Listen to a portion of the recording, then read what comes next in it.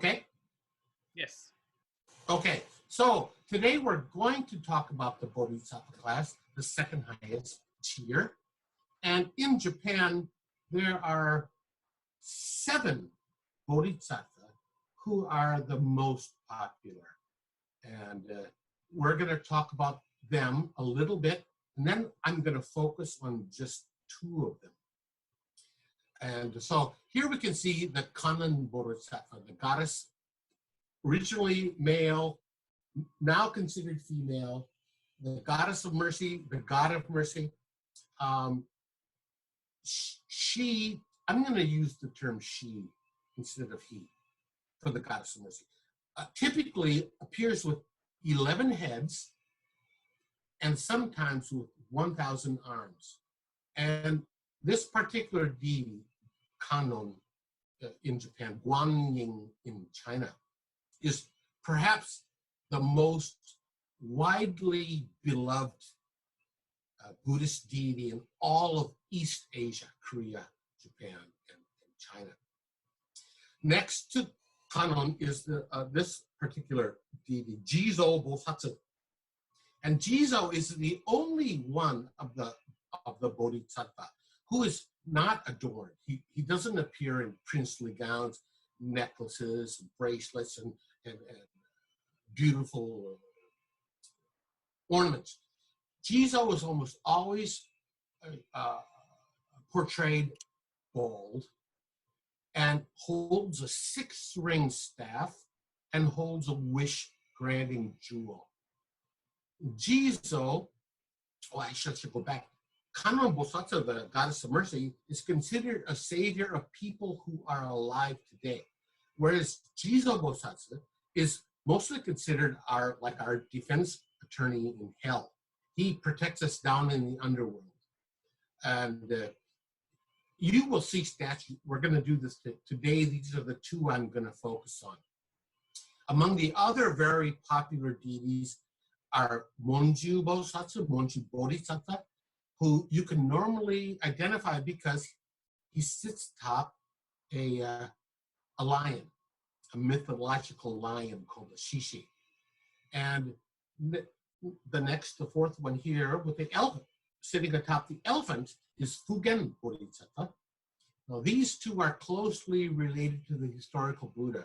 And you will often see the historical Buddha statue in the middle, surrounded by Monju on his lion and Fugen on his elephant. They each represent different aspects of enlightenment. Next, one of the 5th one here is Kokuzo.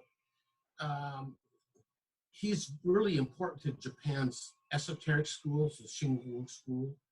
And actually, if I do that, I should. Kannon Bosatsu is basically important to all the schools. Jizo Bosatsu is also important to all the schools. Fugen and Monju are especially important to the Zen schools that revere the historical Buddha. Kokuzo Bosatsu is especially important to the Shingon school, the esoteric schools. He symbolized the vast and boundless Buddha wisdom. And, people pray to him. They pray to him today in modern times to improve their memory, technical skills, and artistic talents. And each of these, in fact, are prayed to for specific purposes. But all of them represent the same goal, the same achievement, the same progression to Buddhahood. And then finally, we have one here called Miroku Bosatsu, who was a Bodhisattva at one time and is destined to become the Buddha of the future. And these 6, I can only... I will interrupt you again because last time we saw Miroku Nyorai, and now we are seeing Miroku Bosatsu. So we are very confused. So am I.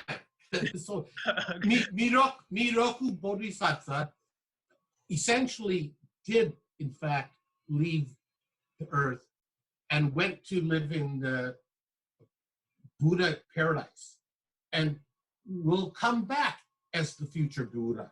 Will come back as the future Buddha. But in the time that Miroku is gone, Jizo Bosatsu is the representative. So Jizo and Miroku are very closely associated. Jizo now stays in the world to help us. Miroku is basically retired and will come back in the future as a Buddha. It's hard to explain without going into really thick scriptural descriptions. Very interesting, very interesting. So, and I could not fit, on this page, I couldn't fit Seishi Bosatsu. Bosatsu is the Japanese word for Bodhisattva. But Seishi and Kannon are two of the key attendants or helpers of the Amida Buddha, who we learned about in the last presentation. We'll learn a little bit more about him today too. Okay,